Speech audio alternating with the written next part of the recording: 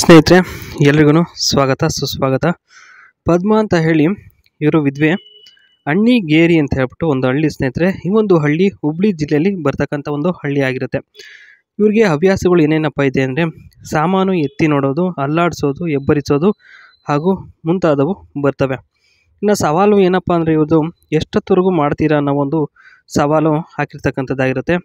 ಇನ್ನು ಸಮಸ್ಯೆ ಬಗ್ಗೆಯಲ್ಲಿ ಹೇಳ್ಕೊಂಡಿರ್ತಕ್ಕಂಥದ್ದು ಏನು ಅಂದರೆ ಕೆಲವೊಂದು ಸಲ ಆಸೆ ಕಮ್ಮಿ ಆಗುತ್ತೆ, ಏನು ಮಾಡಿದ್ರು ಸುಖನೇ ಸಿಗಲ್ಲ, ಮತ್ತು ಎಷ್ಟೊತ್ತವರೆಗೂ ಹಾಕಿದ್ರೂ ಕೂಡ ಇವರಿಗೆ ಸುಖ ಸಿಗದೇ ಇಲ್ವಂತೆ.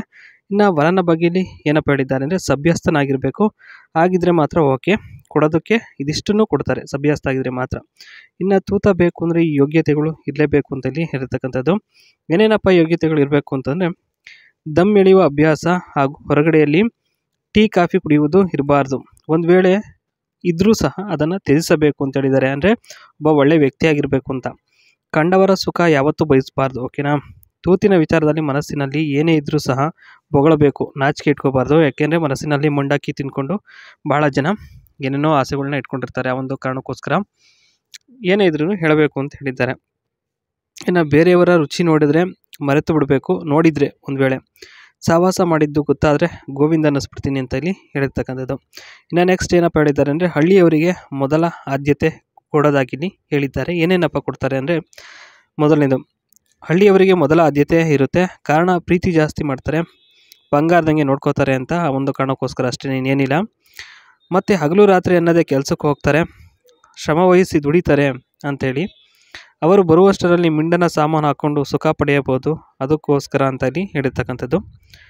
ಇನ್ನು ಅನುಮಾನ ಪಡಲ್ಲ, ಅವರು ಏನೇ ಮಾಡಿದ್ರೂ ಸಹ ಜೊತೆಲಿರ್ತಾರೆ, ಕೊನೆವರೆಗೂ ಭರವಸೆಯಿಂದ ಒಂದು ಧೈರ್ಯ ಹೇಳೋಂಥ ಒಂದು ಕೆಲಸವನ್ನು ಮಾಡ್ತಾರೆ ಅನ್ನೋ ಒಂದು ಸಲುವಾಗಿ ಹಳ್ಳಿಯವರಿಗೆ ಮೊದಲ ಆದ್ಯತೆ ಕೊಡೋದಾಗಿ ತಿಳಿಸ್ಕೊಟ್ಟಿದ್ದಾರೆ.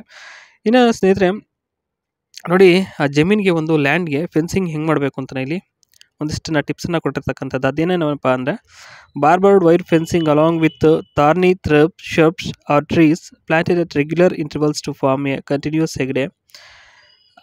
Initially, barbed wire fencing will give protections, but after few years, the grown shrubs will take care for longer duration. Barbed wire will act as reinforcing agent for the fence. Can use mixed variety of shrubs, plants, cacti for the fencing. Trees should be chosen based on the location and needed. ಅಂದರೆ ಸ್ನೇಹಿತರೆ, ಈ barber fencing ಅಂತಕ್ಕಂಥದ್ದು ಏನಿದೆ ತುಂಬಾ production ಕೊಡುತ್ತೆ, ಮತ್ತು ಚೆನ್ನಾಗಿ ಒಂದು ಏನೇ ಒಂದು ಗಿಡ ಇದ್ರೂ ಅದಕ್ಕೇನು ಪ್ರಾಬ್ಲಮ್ ಆಗದೆ ನೋಡ್ಕೋತವೆ. ಓಕೆ, ಇದಿಷ್ಟು ಇವತ್ತಿನ ಒಂದು ವಿಡಿಯೋ.